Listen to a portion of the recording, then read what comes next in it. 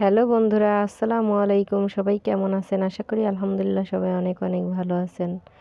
আজকে কোনো রান্না বা কিচেন ঘরের কিছুই না, তবে রান্নাঘরের যেটা দিয়ে আমরা রান্না করি সেটাই নিয়ে চলে আসছি।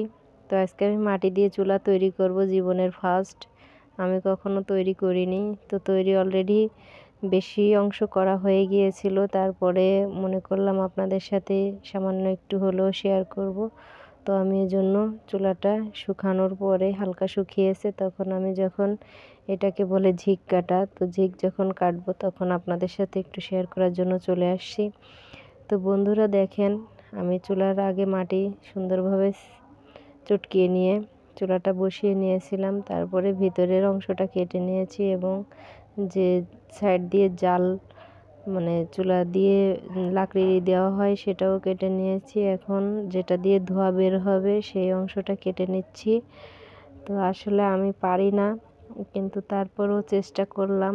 অনেকটা পেরে গেছি অলরেডি। আমার পছন্দ অনুযায়ী আমি এই চুলাটা এইভাবে করে তৈরি করলাম। তো ভিতরে কেটে নিচ্ছি এই কারণে, যে ভিতরে জালটা যাতে আটকে না থাকে, সুন্দরভাবে জালটা উপর দিকে চলে আসে, সেজন্যই আমি এভাবে করে কেটে নিচ্ছি। তো দেখেন, আমাকে একটু হেল্প করছে, আমার পাশে ভাবি ছিল, উনি আমাকে সামান্য একটু হেল্প করলো, দেখিয়ে দিচ্ছে, আর আমি সম্পূর্ণটাই করে নিচ্ছি।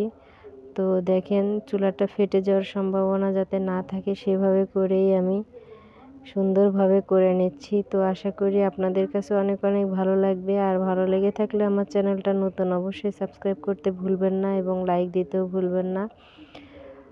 কমেন্টস করে আমাকে জানাবেন কেমন হলো। আসলে অনেকে অনেক ডিজাইন করে তৈরি করে, কিন্তু আমি তো ডিজাইন প্রথমেই বললাম যে আমার জীবনের ফার্স্ট, আমি কখনো করিনি।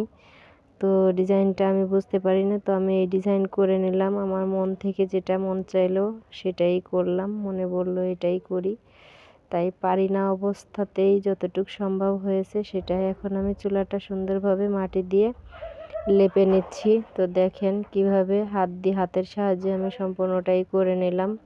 তো একটু মাটি দিয়ে সুন্দরভাবে এভাবে করে লেপে নিব।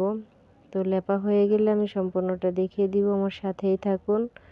তো আসলে আপনাদের কাছে অনেক ভালো লাগে, যারা চুলা তৈরি করতে পারেন না নতুন, তাহলে আমার মতো এরকম করেই তৈরি করবেন প্রথমে। তো অনেকটা সহজই মনে হলো, এখন মনে হচ্ছে আমি এটা তৈরি করার পরে অনেক চুলার ডিজাইনে আমি মনে হয় পারবো। আমার মনে একটা অন্যরকম আসছে, তাই তো দেখেন পাতিলটা বসিয়ে দেখিয়ে দিলাম যে আমার চুলাটা কতটুকু ফাঁকা থাকবে।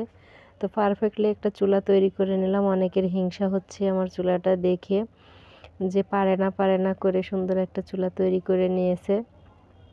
তো আশা করি ভাবিরা আমাকে বলতেছে যে পারেন না দেখে অনেক সুন্দর হয়েছে, আর পারলে তো আরও কত সুন্দর হতো জানি না।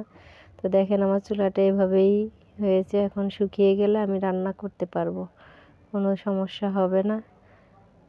তো দেখেন, আপনারা চাইলে অবশ্যই চেষ্টা করবেন। আসলে আমি সম্পূর্ণ ভিডিওটা করা উচিত ছিল, কিন্তু আমি বুঝতে পারিনি যে এত সুন্দরভাবে হবে, এই জন্য আর আমি ভিডিও করিনি। প্রথমে মনে করছি পারবো না, তাই তো এখন পেরে গেছি। মনে হচ্ছিল যে আসলে পুরো ভিডিওটা আপনাদের সাথে শেয়ার করা উচিত ছিল, কিন্তু যাক, পরবর্তীতে যদি চুলা কখনো বানাই তাহলে আমি আবারও শেয়ার করব আপনাদের সাথে, কোনো সমস্যা নেই। দেখেন চুলার ভিডিওটা আসলে খুবই ভালো হয়েছে, চুলাটা আমার কাছেও পছন্দনীয় হয়েছে, সবাই বলতেছে অনেক সুন্দর হয়েছে।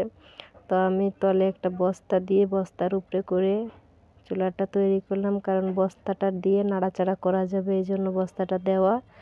তো বন্ধুরা, যদি ভালো লেগে থাকে অবশ্যই লাইক কমেন্ট শেয়ার করতে ভুলবেন না, এবং কেমন হলো জানি না, তো অবশ্যই কমেন্টসে জানাবেন আমার চুলাটা কেমন হলো। তো নিজেই তৈরি করে নিলাম, তো দেখা যাক রান্নাটা কেমন হবে সেটা আমি জানি না। তো চুলাটা ফেটে যাওয়ার সম্ভাবনা থাকলে আবারও লেপ দিলে হয়ে যাবে। ভালো থাকবেন, সুস্থ থাকবেন, আল্লাহ হাফেজ, আসসালামু আলাইকুম।